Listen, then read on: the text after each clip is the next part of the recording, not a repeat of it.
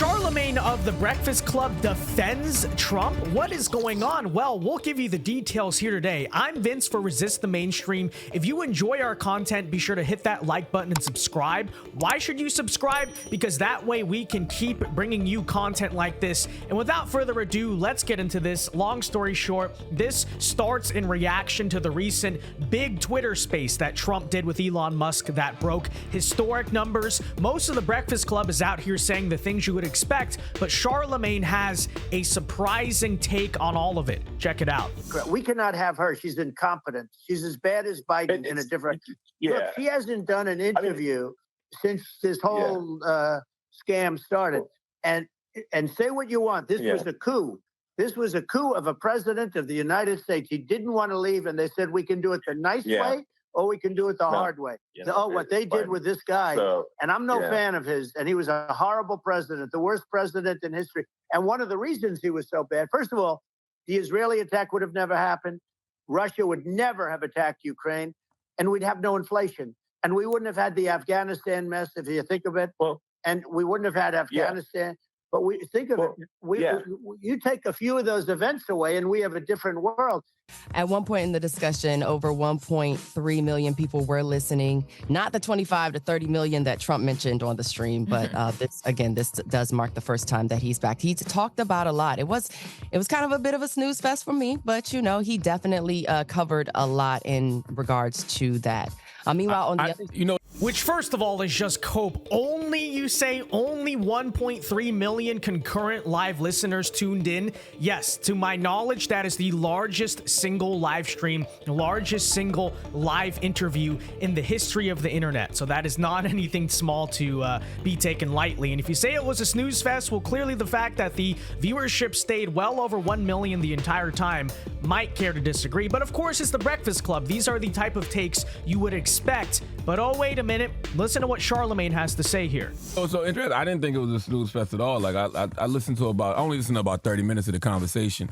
And in those 30 minutes, I heard them talk about the border extensively. Yep. And I heard them talk about the economy extensively. And that is why Trump resonates with so many people, because he's speaking to the issues. And those are the two major issues. Folks don't care about all that other stuff as long as what they care about is being addressed. People want to know how they're going to have more money in their pocket and how they're going to feel safe. Well, that's what his base cares about, right? That's what everybody cares about. When you're having a conversation, you're talking about light bills being lower, and you're talking about border groceries being lower, having jobs. Border control. That's what everybody cares about. That's not just his base. You said he wasn't a snooze fest. You only listened for 30 minutes. They would listen for 2 hours. No, I ain't said the whole. I fell asleep. I fell asleep. I woke up.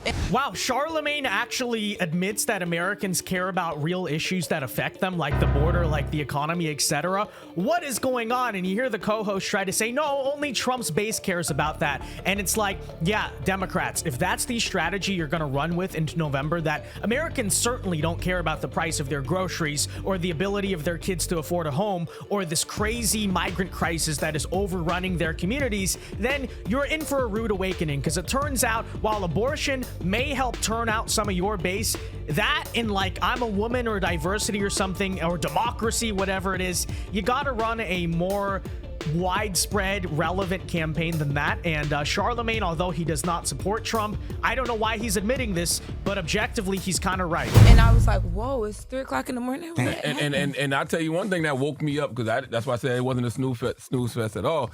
Not so much Trump, because he definitely talks. Oh, he talked the whole time. But exactly. Yeah. But Musk didn't ask the question. He seemed more of a fan than somebody. There was one thing Trump said. It was something to the effect of, "It's not global warming that's going to take us out. It's nuclear warming." And then Trump started having a convo about how all these countries have nuclear weapons and the threat of nuclear war is high. At that, Elon was so confused at that when he was doing that. But what is there to be confused about? Because he didn't start off the conversation talking about that. Trump took it there. Oh yeah, they were talking about global warming. Yeah. He wasn't confused, like he didn't understand it. It was just like that's not where. But Trump, he was controlling the conversation. But what Trump said, he said global warming isn't going to take us out. Nuclear warming will. The fact that these conversations about nuclear war have been happening so frequently and so casually should scare us all. Certainly concerning. Meanwhile, on the other side of the aisle, Democratic Vice. It's certainly concerning, but as Charlamagne there points out, Trump is the only one talking about it. Now, to some regard, it's a little bit strange because Charlamagne is like admitting all the reasons to vote for Trump, but then at the same time, he'll say, I can't vote for him. He's a democracy destroyer, all this stuff. But you know what? All things considered, at least he's checking his fellow co-hosts here a little bit. But now take a listen later in this segment as the hosts discuss the coming risk of World War III and whether or not that reflects the accountability of the current administration in the world. As mentioned in the previous hour, we're definitely going to talk about what's going on in Israel. The Biden administration believes Israel could be attacked by Iran and its proxies as soon as this week. That's what National Security Council spokesman John Kirby told reporters. Let's hear from him. It's increasingly likely that there will be an attack by Iran and or its proxies, and perhaps in the coming days. I would tell you that we share those concerns. It is difficult to ascertain at this particular time if there is an attack by Iran and or its proxies, what that could look like. Which, by the way, all reflects the accountability of the Biden-Harris administration. You wonder why. You would think when you're the sitting president and all this stuff is happening around the world, one of your campaign talking points should be foreign policy and what you're going to do about it. But because they know it's been such a disaster, there's a reason why Trump is really the only campaign that is talking about foreign policy and what we're going to do about it. So that's something that, of course, you should all remember. So this comes as Iran has threatened to retaliate against Israel following the recent assassinations of Hamas and Hezbollah leaders. The U.S. has sent more military resources to the region and is monitoring rising tensions in the Middle East. Did you want to say something, Char? Yeah, I was just saying, when I was listening to Trump, talk to Elon Musk yesterday, he was bringing this up. And, I'm telling you, when you listen to Trump speak to the fact, countries like Iran, think America is weak and Iran isn't scared to go into Israel because they have no fear of America. It does make you wonder if that's true.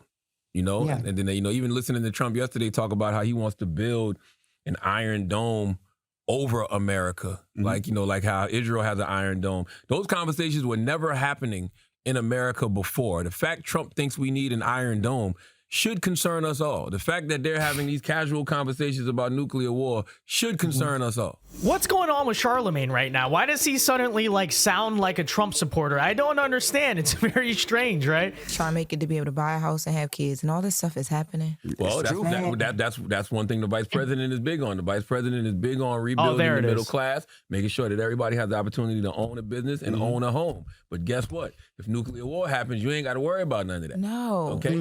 You're right. So There it is. There's the cope. You knew it was coming, right? Which, of course, the only issue with that is under Biden-Harris, we know what trying to raise a family and afford a house has been like. But regardless, I think it is very interesting. Charlamagne clearly does understand the reasons that people support Trump, and he actually kind of indirectly in some ways made the arguments for Trump. But when it comes down to it, at the end of the day, it's two things that are going to decide his voting choice in the election, and I doubt this part is going to change, which is number one, the Trump derangement syndrome, right? But January 6th, but democracy, all this stuff. And then secondly, there are certain reasons why he's especially favorable to Kamala Harris that I guess you can speculate on and read into for yourself. He's never been high on Biden, but many of the things that he's attacked Joe Biden for, he just gives Kamala Harris a free pass on. Again, you guys can let me know why you think that is. But that said, let me know your thoughts in the comment section down below. And until next time, I've been Vince with Resist the Mainstream.